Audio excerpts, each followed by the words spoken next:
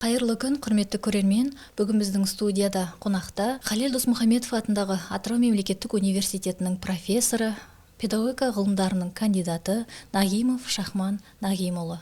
Қош келдіңіз.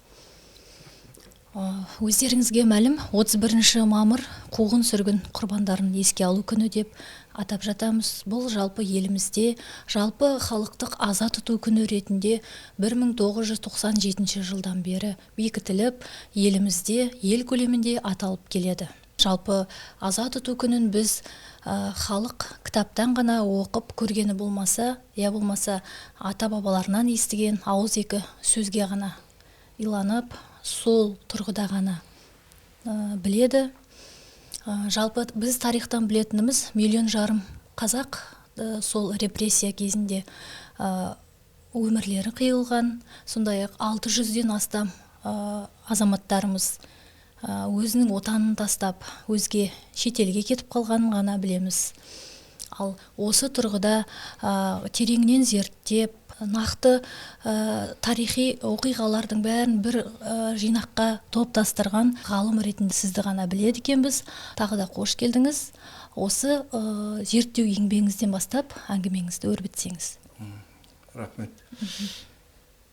Құрметті атыраулық жерлестер, мен бүгін сіздердің алдарыңызға келіп, мынау өзімнің ұзақ жылдар бойы зерттеп жүрген мәселем саяси қуғын-сүргін құрбандарын ақтау мәселесі және анықтау, олардың ұрпақтарымен және басқа білетін адамдармен көрісіп білісе отырып, мен бірқатар еңбектерді бұған дейін шығарған болатын.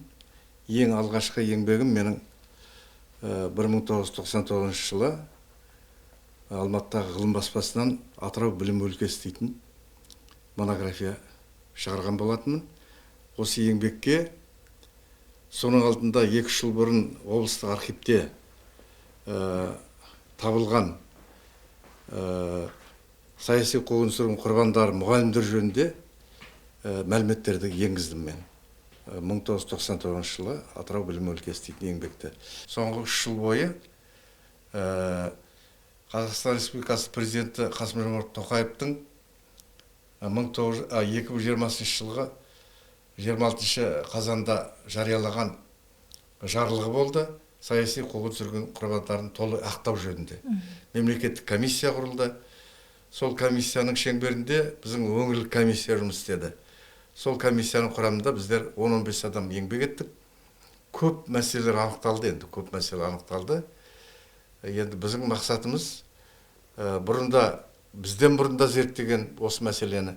Бұл дейтін өте, жаңа өзіңіз айтқандай, негізі осы саяси қуғын-сүргіндерге ұшырамаған отбасылар кемдеген. Менің айтарым бүгін мынау 2015 жылы Астанадағы Фолиант дейтін баспадан Азалы ақ кітап дейтін кітапты басып шығардым мен. Осы Азалы ақ кітаптың кейіпкерлері негізінен мұғалімдер бұлар. Негізінен мұғалімдер, сосын бұлардан мұғалімдерден бөлек мемлекет қайраткерлері, одан басқа жаңағы Түркістан легионында болып жапа шеккен адамдар енгізілген болатын.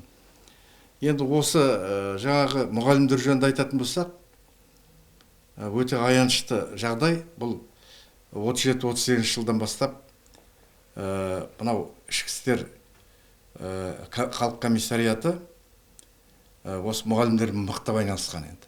Мықтап айналысып, оларға халық жауы, алашордашыл, сенімсіз элемент, бұрынғы бай, бұрынғы молданың баласы деген сияқты осындай себептермен бұларды қуғынға ұшыратқан. Сосын біздің білетініміз енді 1-2 документ қолыма түсті сол кезде. 1996 жылы облыстық архивтен 334 қор дейтіннен 30 адамның, 30 мұғалімнің фамилиялары беріліп, соларға шығарылған үкімдер жазылған оның ішінде. Олардың бәрі бірдей деп айтайын енді. 58 статья дейтін болды ол. Атақты кәдімгі саяси статья, соның бірнеше бабы болды. Сонда жаңа халық жауы, контрреволюционер, тағысын тағылар, бүлікшіл деген сияқты. Осындай оларға үкім шығарылып, бұлардың сол адамдардың 30 деп айтып отырмын ғой, солардың 10 атқан. Өлім жазасы кесілген, және мысалы 37 жылы шықса, 38 жылы бұлардың басым көпшілігі сол қазан айларында, 38 жылдың қазан айларында атылған. 19 жылдың аяғында мынау Батыс Алашорда дейтін құрылды. Әуелі бұл жаңағы ЖМПТ жерде болды. Сосын ЖМПТ-дан сол кездегі жағдайға байланысты неге Қызылқоғаға бұлар ауысты. Қызылқоғада бұлардың ставкасы болды. Сонда жаңағы Батыс Алашорданың жетекшісі Жанша Досмұхамедов дейтін кісі болды. Оның жаңағы қасында бірге басқарған біздің Қалел Досмұхамедов болды. Және сол кездегі мына Батыс Алашорданың қызметіне көбіне көп мұғалімдер тартқан. Мұғалімдер. Сонда жаңа айтып отқан мұғалімдер, қазақ мұғалім кісілерді айттым ғой, мысалы Мергенғали Дүйсенғалиев дейтін кісі, жаңағы Есмұрзин Өмірзақ деген кісі, Ибрашев Қазмұқаш деген, бұлар Алашорданың құрамында жұмыс істеген. Мысалы жаңа Қазмұқаш дейтін өте сауатты адам болған, оның енді араласпаған жұмысы жоқ енді. Мен қазір архивтен кейін өзім басқа мәселелерді, ашаршылық кезін қарадым. Ең дұрыс адамдар, оларды халық жауы деп бір күнде жаңағыдай өлім жазасы кескен ғой енді. Сосын ұлттық қауіпсіздік комитетінің архиві дейтін болды әуелде. Мен ол кезде 96 жыл, енді ол кезде біз жасырақпыз. Сол менің қатарым бір генерал кісі болды. Соның өзіне жолықтым барып. Біздің елдің адамы емес. Сосын айттым, мен осындай бір зерттеушімін.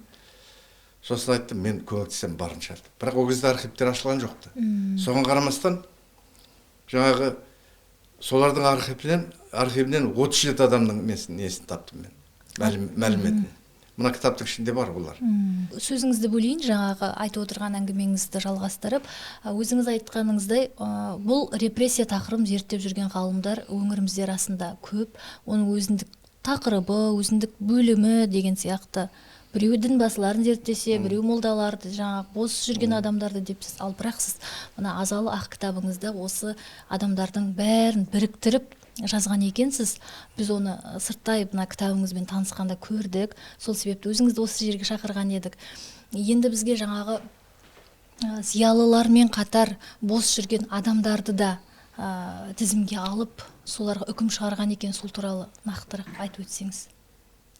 Бұл өте дұрыс сұрақ қазір қойып отқан себебім.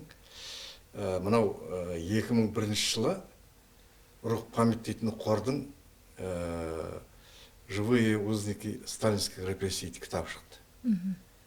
Сонда көп мәлімет сонда бар енді.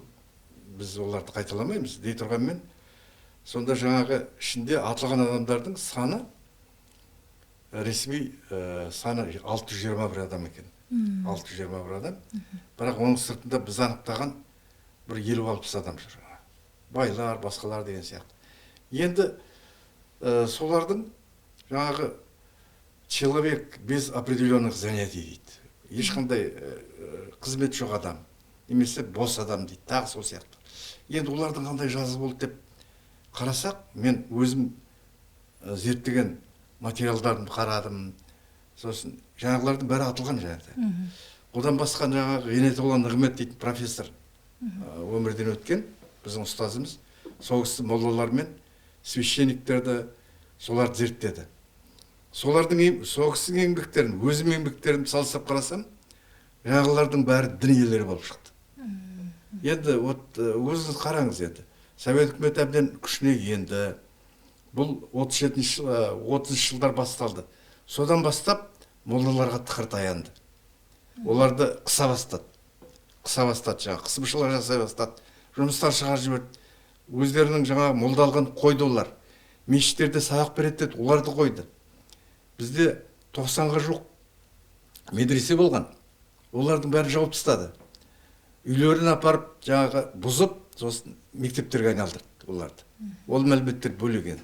Енді бұл кісілер жаңағы үлкен кісілер. Ол кезде 60-тан кеткен, 70-ке жақын қалған. бұл бұрынғы қажылар, бұрынғы молдалар, қалпелер, бұлар енді үйлерінде пештің жанында отырып қалды. Ешқандай жұмыс жасамайды. Бірақ сонда да бұдан 20 жыл бұрын, 30 жыл бұрын жаңа молдалық қызметін қойса да бәрібір тауып алып, жаңа совет үкіметі. Оларды жазалады бәрібір. Оларды көпшілігін ат жіберді. Көпшілігін. Енді бір қызығы бұлардың біздің енді жаңағы Серік Қуаныштың мәліметі бойынша 80-90 адам атылды деп отыр. Менің өзім білетінім бір 60 шақты адам өлім жазасы кесілген. Және олардың ішінде керемет дейтін адамдар бар. Баяғыда өздерінің қызметін қойса да бәрі төсектерінен суырып алып, осындай жазаға ұшырады. Қартайған шағында. Енді осылардың жаңағы молдалардың қауымы қайда жатқанын таптық біздер. Бұдан 2 жыл бұрын. Ол газетте жазылған, оны қайталап айтпай-ақ қояйын. Енді бұлар жаңағы адамдар тізімін шығардым мен. Тізімін шығардым, 15 адам Маңғыстаудікі. Маңғыстаудың жігіттері келіп көріп кетті. Бұл жаңа Баутина дейтін көше жоқ қазір. Нәубет көшесінің. Қазіргі Нәубет көшесі. Қазір Нәубет көшесінің айналасы қоршаулы тұр сол қазір. Қоршаулы тұр. Енді соның ол жер, сөзіңізді бөлем, ол жер қорым болып қалды да қазір? Қорым. Ол жерде некропольдер жатыр жаңа. Сосын кейбір адамдар өздерінің ата-бабаларын әкеліп жаңа ескерткіштер қойған. Әйдір осы жерде бар деп есептеп, шынында олардың аталары емес, жаңа атылған адамдар болған. Атылған адамдар. Енді қараңыз, бұларды 1938 жылдың 21 қазаннан 26 қазанына дейін атқан бұларды. Ол адамдарды сөйде жатқанын мына Дүйсекенов оңдаған дейтін кісі атылып кеткен. 1938 жылы 25 қазанда. Соның баласы Махамбет оңдаған дейтін кісі осы артынан қалмай жаңағы КМБ-ға барып, сонда КМБ-да біреулер айтты, осы сен артымыздан қалмадың ғой, осы қаланың ішінде айтыр, қаланың ішінде. Сен ана ескі базар жаққа баршы деп айтып жіберген ғой. Сосын сол жаққа барып айналшықтап, осы жерде жоқ па екен, сен бір қорым сияқты бірдемелер жатқан. Сол жерде жүргенде бір кемпір келген ғой қасына. Үлкен кісі 80-ге жақындап қалған сосын, қарағым, саған не yapырсың? Мен осы жерде жаңағы осы айналада деп айтты. Әкем атылған. Дұрыс деп айтты. Мен білем ол жерді. Мен ол кезде бала кезімде жаңағы түннің бір уақытында көп адамдарды әкеліп траншея көміп тастағанын көрдім деп айтты. Ол өзі жаңағы молданың қызы жаңағы кісі. Тоқта дейді апай. Тоқта. Көп адам жаңағы Қаратөбеде жатыр қазір. 600 адамды апарып бір жерге көмген жоқ оларды. Қаратөбе дейтін жер мына аэропорттан 3 километр жерде батысқа қарай үлкен қорым бар сол жерде. Үлкен қорым, адайлар қорымы бар. Бірақ адайлар қазіргі заманның адамдарын тек шағын бір жақ шетке ғана қойғанда, сосын нелерін қойған, үйлерін. Мына жағында үлкен төбе болып жатыр. Ол жерде бір 300-400 адам жатырған бұлар. Мына қазіргі Көктем базарының ояқ бияғы, Алип көшесі, қысқасы 10 шақты жер бұлардың жаңағы жатқан бұрынғы атылған адамдардың жері, қорымдары. Бірақ бұлардың көпшілігі үйлердің астында қалып қойып отыр қазір. Біз адамдардың ат жөндерін біліп отырмыз ғой, кімнің атылған. Бірақ кімнің қайда жерленгенін білмейміз. Солардың бәріне ортақ ескерткіш қояйық деп мен көп жерге бардым, көп жерге жаздым. Бірақ баяғы жартас, бір жартас мені ешкім қолдап отқан жоқ. Бірақ түбінде біз бұл жаңа біз кетсек те ертең осы мәселені бәрі көтереді. Осы репрессияға ұшыраған адамдардың тізімін жазып, әйтеуір бір ескерткіш қойып. Иә, тізімін.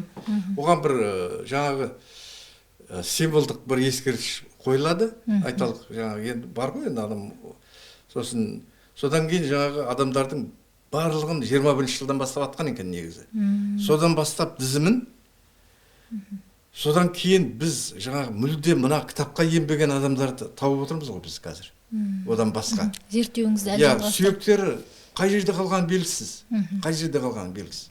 Соларды жаңағы неге мемориалға енгізу. Қазір менің сонда ойым сондай. Соны жеткізгім келеді мен. Осы мына қуғын сүргін құрбандары күнін біз екіге бөліп қарауға болатын шығар. Ашаршылық құрбандары деп те және репрессия құрбандары деп те. Осы тұрғыда сталиндік репрессияға іліккен біздің өңірдегі зиялы қауым өкілдері туралы айта аласыз ба? Ол дейтін өте көп қой, айналайын. Көп. Ол Халелдің өзінен бастап, зиялы қауым дегенде. Енді жаңағы зиялы қауымнан, Нұғман Мұнаевты қайда жібереміз? Атақты. Аспандияр Кенжин. Қудалауға ұшыраған. Иә. Немесе жаңағы Таңқыбаевтар атақты. Баласы жаңа министр болды, Жанша дейтін кісі. Әбілғали, ол да атылып кетті. Мынау жаңағы Адаев деген кісі, Иманғали. Оның жаңағы жиені бізде ғылым доктор, профессор қазір, мысалы. Бердоғжин, Лесқали дейтін кісі. Ондай деректерді мен онда дүзіп келтіре аламын. Осы жерде бір сұрақ, сіздің осы күрделі тақырыпты зерттеуіңізге не түрткі болды ең алдымен? Себеп істеуім болмайды дейсіз ғой. Мен айтайын оны, ол да жаман сұрақ емес, жақсы сұрақ. Бұл адам еріккеннен бұндай жаңа өзің уақытын бөліп, мысалы 10-12 сағат жұмыс жасаймын мен, мысалы. 3-4 сағат ойымда жүреді менің. Ол да жұмыс былай қарағанда да. Енді соның бәрін қорытындып, сосын қағазға, сосын компьютерге отырасыз. Енді бұған себеп нәрсе 1994 жылы мен облыстық мұғалімдер білім жетілдіру институтының директор болып тағайындалдым. Содан 2 жылдан кейін сол кездегі облыстық білім басқармасының бастығы Өмірбекова дейтін кісі болды, Жайлы Бөкешова. Сол кісі мені шақырып алып, осы білім саласында мұражай жоқ қой бізде. Соны жасасақ қайтеді деп жаңағы ұсыныс берді. Сосын айтты, сосын болды. Мен содан кейін уже соған кірістім мен. Білім мұражайына не керек? Бүткіл жаңағы мектепке дейінгі, мектеп, сосын басқа да салалар бар ғой енді білімнің. Соған еңбек еткен адамдар жинадым мен. Солар туралы мәлімет. Сөйтіп, жаңағы жүргенімде осы мәліметтермен қолыма түсті. Жаңағы репрессия құрбандары. Содан басталып кетті.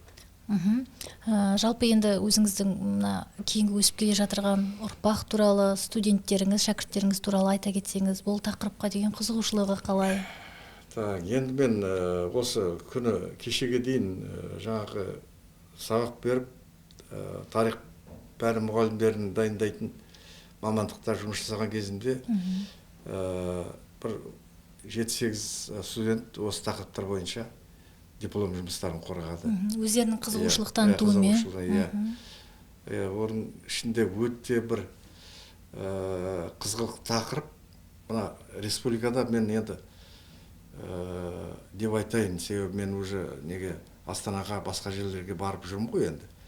Мына 1918 жылдан бастап азаматтарды сайлау құқығынан айыру дейтін шара өтті. Осы біздің архивте сол жатырған үлкен қор бар, 2-3 қор дейтін. Сонымен отырып, сонымен алыстым ғой. Соң мен Айда дейтін студентка, фамилиясы келмеді, ол неде қазір Алматыда тұрады сол кісі. Сол бала жаңағы. Сол қасым ертіп барып жаңағы студентті сонымен жұмыс жасап, содан ол диплом жұмысын қорғады. Сайлау құқығынан айыру. Енді сол сайлау құқығынан айырылған азаматтарды ақтау жөнінде көтеріп жатырмыз бұл мәселені. Ол енді республикада шешілетін мәселе. Ендеше еңбегіңізге сәттілік тілейміз, табысты болыңыз, осындай жинақтарыңыз қатары көбейе берсін. Тарихымыздың көмескеленген тұстары жаңғырып, жарыққа шыға берсін.